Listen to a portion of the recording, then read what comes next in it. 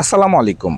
সম্মানিত দর্শক শ্রোতা, প্রিয় ধান চাষি ভাইরা, আমাদের আজকের এই ভিডিওতে আপনাকে স্বাগতম।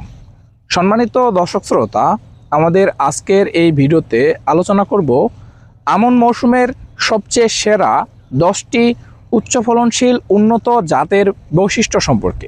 দর্শক বন্ধুরা, সেই সাথে জানানোর চেষ্টা করব এই আমন মৌসুমে কোন ধানের জাতটি চাষ করলে ভালো ফলন পাওয়া যাবে, সর্বোচ্চ ফলন পাওয়া যাবে, এবং সেই সাথে প্রত্যেকটি জাতের জীবনকাল, গড় ফলন এবং কি কি সুবিধা রয়েছে এবং কতদিনের মধ্যে চাষ করলে ফলন ঘরে তুলতে পারবেন, সেই সমস্ত বিষয় একেবারে ডিটেলসে আপনাদের মাঝে জানানোর চেষ্টা করব। দর্শক বন্ধুরা, চলুন আর কথা না বাড়িয়ে বিস্তারিতভাবে আলোচনা শুরু করা যাক।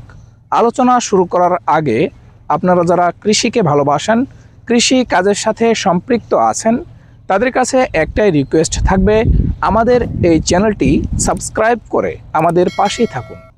সম্মানিত দর্শক শ্রোতা, প্রিয় ধান চাষি ভাইরা, আমন মৌসুমে চাষ করার জন্য সবচেয়ে সেরা উচ্চ ফলনশীল 10টি ধানের জাতের মধ্যে সর্বপ্রথমে আমি যে জাতটি আপনাদেরকে বলবো সেটি হলো ব্রেক ধান 1। এই জাতটি কিন্তু আমন মৌসুমে চাষ করার জন্য একেবারে আলোড়ন সৃষ্টিকারী একটি জাত। দর্শক বন্ধুরা, এই জাতের জীবনকাল খুবই অল্প, 110 থেকে 115 দিনের মধ্যে সম্পূর্ণ হয়ে থাকে। এই জাতটি চাষ করলে কিন্তু আপনারা পরবর্তী মৌসুম অর্থাৎ রবি মৌসুমে সরিষা, আগাম, আলু এবং বিভিন্ন ফসল কিংবা বিভিন্ন সবজি কিন্তু আগাম চাষ করতে পারবেন। ব্রেক 1 এ ধানের দ্বিতীয় বৈশিষ্ট্য হলো এ ধানের গাছের উচ্চতা মাঝারি সাইজের, সেক্ষেত্রে কিন্তু অল্প বাতাস কিংবা ঝড় হলে এটি হেলে পড়ে না বা ভেঙে পড়ে না। দর্শক বন্ধুরা, বিভিন্ন এলাকায় বিভিন্ন জায়গায় এই ব্রেক ধান 1-এর কিন্তু গুটি ধান হিসাবে পরিচিত। দর্শক, আপনারা কিন্তু চাইলে সহজেই এই ধানটি চাষ করতে পারবেন। এবং আরেকটি গুরুত্বপূর্ণ বৈশিষ্ট্য হলো এই জাতের ধানের 33 শতক অর্থাৎ বিঘা প্রতি গড় ফলন কিন্তু 28 থেকে 30 মণ পর্যন্ত হয়ে থাকে। সম্মানিত দর্শক শ্রোতা, প্রিয় চাষি ভাইরা, এরপরে দ্বিতীয় নম্বরে অর্থাৎ 10টি উচ্চ ফলনশীল জাতের মধ্যে আমন মৌসুমের 2 নম্বরে আমি যে ধানের জাতটি রাখবো সেটি হলো এরাইজ ধানি গোল্ড। এই জাতটি কিন্তু আমন মৌসুমে চাষ করার জন্য আলোড়ন সৃষ্টিকারী একটি জাত। এরাইজ ধানি গোল্ডের সবচেয়ে গুরুত্বপূর্ণ বৈশিষ্ট্য হলো পাতা পোড়া এবং বিএলবি প্রতিরোধী একটি জাত, এবং এ জাতের চাল চিকন, ভাত ঝরঝরে এবং খেতে খুবই সুস্বাদু। এ জাতের জীবনকাল 125 থেকে 130 দিন এবং অন্যান্য স্থানীয় জাতের তুলনায় এই জাতের ফলন কিন্তু খুবই দ্বিগুণ। দর্শক বন্ধুরা, প্রিয় ধান চাষি ভাইরা, এরপরে আমন মৌসুমে 10টি জাতের মধ্যে 3 নম্বরে যে জাতটির কথা বলবো সেটি হলো ব্রি ধান 103। এটি কিন্তু আমন মৌসুমে চাষ করার জন্য খুবই ভালো একটি জাত।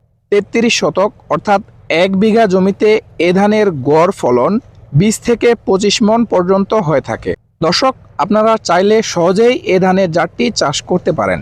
এরপরে আমন ধানের সবচেয়ে সেরা জাতগুলোর মধ্যে 4 নম্বরে যে ধানের কথা বলবো সেটি হলো বিনা 17। এ জাতের জীবনকাল 118 দিন এবং এ জাতটি মাঝারি চিকন এবং এ ধানের চাল মোটামুটি মাঝারি লম্বা এবং ভাত খেতে খুবই সুস্বাদু।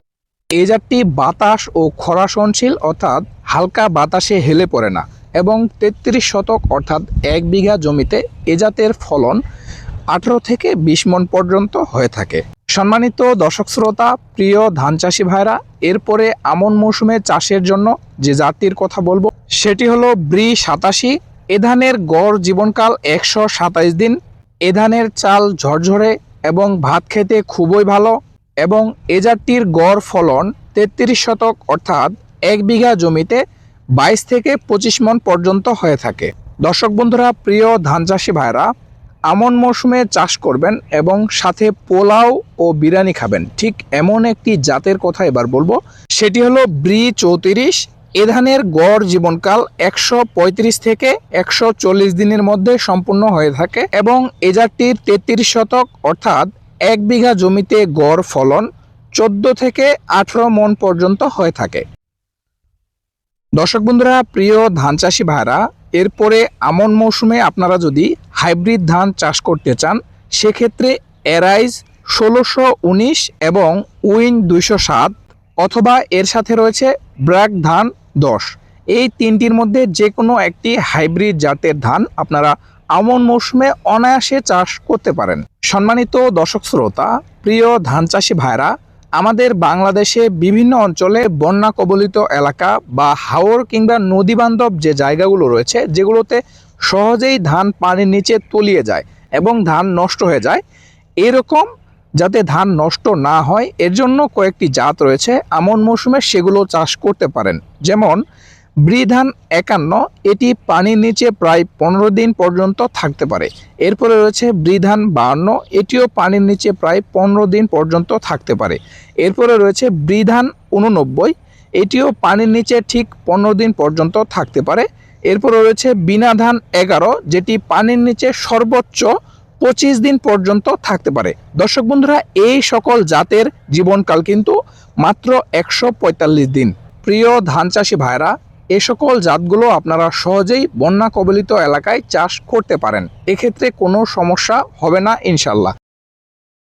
দর্শক বন্ধুরা, প্রিয় ধান চাষি ভাইরা, আমাদের আজকের এই ভিডিওতে মোটামুটি আমন মৌসুমে চাষ করার জন্য বেশ কয়েকটি জাত সম্পর্কে আলোচনা করেছি। প্রথমত সমতল জমিতে চাষ করার জন্য, এরপরে হাইব্রিড ধান, এরপরে বন্যা কবলিত এলাকায় চাষ করার জন্য, অর্থাৎ 3 পদ্ধতিতে বা 3 প্রকার ধানের জাত সম্পর্কে এই ভিডিওতে আলোচনা করলাম। দর্শক বন্ধুরা, প্রিয় ধান চাষি ভাইরা, এরপরও যদি কেউ বুঝতে না পারেন, অর্থাৎ যে কোনো একটি জাত সম্পর্কে যদি বুঝতে সমস্যা হয়, সেক্ষেত্রে আমাদের চ্যানেলে প্রত্যেকটি জাতের একটি একটি করে নির্দিষ্ট ভিডিও আপলোড করা আছে, আপনারা চাইলে সেখানে বিস্তারিতভাবে আলোচনা দেখতে পারেন।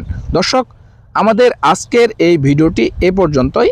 এতক্ষণ ধৈর্য সহকারে আমাদের সাথে থাকার জন্য অসংখ্য অসংখ্য ধন্যবাদ, এবং কৃষি বিষয়ক যে কোনো প্রশ্ন কিংবা যে কোনো সমস্যার সমাধানে আমাদের স্ক্রিনে দেওয়া নাম্বারে আপনারা সরাসরি কল করতে পারেন। ভালো থাকবেন, সুস্থ থাকবেন। আল্লাহ হাফেজ, আসসালামু আলাইকুম।